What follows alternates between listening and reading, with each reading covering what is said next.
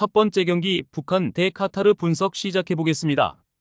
북한은 우즈베키스탄과의 원정 경기에서 1대 0으로 패배했다. 대등한 경기력을 보여줬지만 골 결정력이 부족한 모습이었다. 한광성의 저돌적인 움직임을 중심으로 공격을 시도하겠지만 김국진, 백청송, 리일송의 지원이 부족해 유기적인 공격 전개는 어려울 것이다. 수비 라인에서는 장국철과 김유송의 호흡이 나쁘지 않으나 경기 내내 집중력을 유지하지 못하는 문제로 수비의 안정성이 떨어질 것으로 보인다. 카타르는 아랍과의 홈 경기에서 1대 3으로 패배했다. 선제골을 기록했으나 상대에게 흐름을 내주며 역전당했다. 이번 경기에서는 아피프와 알리의 콤비네이션을 중심으로 공격을 전개할 계획이다. 모함마드의 드리블 능력과 미겔의 공격 가담을 통해 수적 우위를 확보하여 유기적인 공격을 기대할 수 있다. 수비에서는 멘데스, 살만, 미겔로 구성된 백스리가 북한의 엉성한 공격 전개를 파시와 가베르의 지원으로 충분히 막아낼 수 있을 것이다. 객관적인 전력면에서 많은 차이를 보이고 있는 매치업이다. 카타르는 공격 전개 시 측면에 위치한 에이스 알리하고 윙백 모하메드 와드가 측면 터치 라인을 따라서 콤팩트한 원투 패스를 주고받으며 상대의 페널티 박스 측면, 하프 스페이스 공간을 침투해 들어가는 공격 루트가 굉장히 위협적이다. 마침 북한의 수비 조직은 이러한 하프 스페이스 침투 패턴에 약한 면모를 보여왔기 때문에 카타르의 측면 공격 루트를 제대로 통제하지 못하면서 그래도 와르르 무너질 가능성이 높은 매치업이라 판단된다. 두 번째 경기 인도네시아 대 호주 분석 시작해 보겠습니다. 인도네시아는 최근 사우디아라비아 원정 경기에서 1대1 무승부를 기록하며 날카로운 역습을 보여주었습니다. 이번 경기에서도 술라이만, 오라트만고엔, 스트루이크를 중심으로 빠른 속공을 시도할 것입니다. 이들은 호흡이 좋지만 기본기에서 약간 밀리는 모습이 있어 대량 득점은 어려울 것으로 예상됩니다.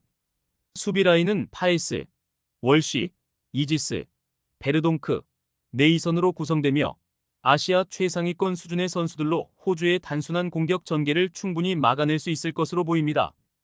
호주는 바레인과의 홈 경기에서 0대 1로 패하며 충격적인 결과를 맞았습니다. 주포 옌기의 퇴장으로 인해 듀크가 출전하게 되었고 공격 루트가 제한적입니다. 구드윈과 마빌의 개인 능력에 의존한 공격 전개가 이루어질 가능성이 큽니다. 하지만 롤스와 수타로 이루어진 수비 라인은 견고하며 시르카티가 우측 풀백으로 인도네시아의 역습에 대비할 수 있을 것입니다. 호주는 경기를 주도할 가능성이 높지만 공격 전개가 단조롭고 인도네시아의 수비가 강력하기 때문에 유기적인 공격이 어려울 것입니다. 세 번째 경기 중국 대 사우디아라비아 분석 시작해 보겠습니다. 중국은 일본과의 원정 경기에서 7대 0으로 대패하며 압도적인 패배를 경험했다. 경기 내내 상대에게 압도당했으며 단 한 개의 슈팅만을 기록하며 공격 전개에서 전혀 힘을 발휘하지 못했다. 이번 경기에서도 페르난도와 알랑을 중심으로 한 속공을 시도하겠지만 삼선 자원 리 유안이와 지앙이 사우디아라비아의 강한 압박에 효과적으로 대처할 수 있을지 의문이다. 수비라인 역시 브라우닝의 가세에도 불구하고 조직력에서 문제를 드러내며 사우디아라비아의 측면 공격에 고전할 가능성이 크다. 사우디아라비아는 최근 인도네시아와의 홈 경기에서 1대1 무승부를 기록하며 상대의 밀집 수비에 어려움을 겪었다. 이번 경기에서는 알도사리와 알브라이칸을 중심으로 지공을 전개할 것이며 알주와이르의 전진 패스와 압두라미드의 크로스를 통해 중국의 불안한 수비를 공략할 계획이다. 수비에서는 알부야이히, 라자미, 탐바크티로 구성된 백스리 라인이 안정적으로 경기를 운영할 것으로 보이며 카노의 수비 가담으로 더욱 견고한 모습을 보일 것이다. 사우디아라비아가 경기를 주도하며 중국을 압도할 것으로 보인다. 중국은 공격과 수비 모두에서 불안한 모습을 보이며 사우디아라비아의 조직력과 체급 차이에 밀릴 가능성이 크다. 네 번째 경기 오만 대 대한민국 분석 시작해 보겠습니다. 오만은 4-2-3-1 포메이션을 주로 사용하며 공격적인 전개를 시도하지만 직전 이라크전에서 공격력의 한계를 드러냈다. 알 야마디는 경기에서 중심적인 역할을 맡아 팀의 공격을 이끌었지만 알 사부이, 알 무사리피, 알 가프리의 파괴력이 부족했다. 수비는 알 카미시와 알 무살라미가 나름 견고한 조직력을 보여주었으며 이번 경기에서도 탄탄한 수비를 바탕으로 경기를 풀어가려 할 것이다.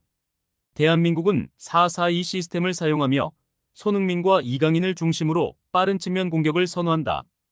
팔레스타인과의 경기에서 공격이 답답하게 풀렸으며 이재성과 황인범은 상대의 밀집 수비를 뚫는 데 어려움을 겪었다. 서령우의 부상이 변수로 작용할 수 있으며 김민재, 김영권 조합은 오만의 공격을 잘 막아낼 것으로 보인다. 대한민국이 체급 차이로 경기를 주도할 가능성이 크지만 세부 전술의 부족으로 오만의 수비를 공략하는 데 어려움을 겪을 것이다. 양팀 모두 공격에서 효율성을 발휘하기 어려운 상황이라 무승부. 5번째 경기 키르기스스탄 대 우즈베키스탄 분석 시작해보겠습니다. 키르기스스탄은 최근 이란 원정 경기에서 1대0으로 패배했다. 밀집 수비와 역습 전개를 활용해 나쁘지 않은 경기 운영을 보였으나 체급 차이를 극복하기는 어려웠다. 이번 경기에서도 코조 알리쿨로프를 중심으로 한 속공 전개가 예상되며 슈크로프의 전진 패스가 핵심 역할을 할 것이다. 하지만 중원에서의 지원이 부족해 역습의 완성도는 떨어질 수 있다. 그나마 수비진 브라우즈만, 쿠바베프, 키친의 호흡이 견고해 대량 실점 가능성은 낮다. 우즈베키스탄은 북한과의 홈 경기에서 1대0 승리를 거뒀다. 경기 내내 상대를 압도하지는 못했으나 중요한 순간에서의 집중력 덕분에 승리를 챙겼다. 마샤리포프, 쇼무로도프, 우르노프를 중심으로 공격을 전개할 예정이지만 이들의 개인 능력 외에 득점 루트는 부족하다. 수비에서는 아슈르마토프, 에스무도프 알리쿨로프가 안정된 조직력을 보여주며 키르기스스탄의 공격을 충분히 막아낼 수 있을 것이다. 우즈베키스탄이 공수 밸런스에서 우위를 점하고 있으며 체급 차이를 통해 승리를 가져갈 가능성이 높다. 그러나 양팀 모두 공격 전개가 세밀하지 않아 대량 득점은 기대하기 어렵다. 6번째 경기 팔레스타인 대 요르단 분석 시작해보겠습니다. 팔레스타인은 최근 대한민국 원정 경기에서 0대0 무승부를 기록하며 촘촘한 수비 조직력을 보여줬다.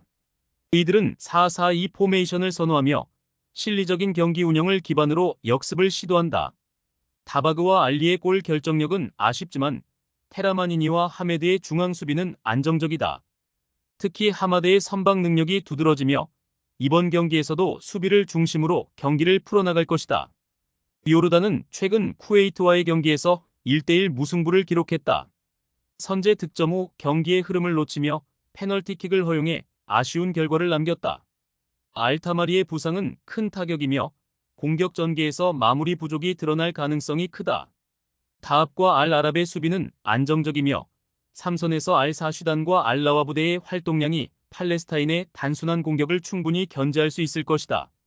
요르단이 경기를 주도할 가능성이 높으나 공격의 핵심 자원이 결정하는 상황에서 팔레스타인의 견고한 수비를 돌파하기는 어려울 것으로 보인다. 양팀의 공격력이 제한적인 만큼 무승부.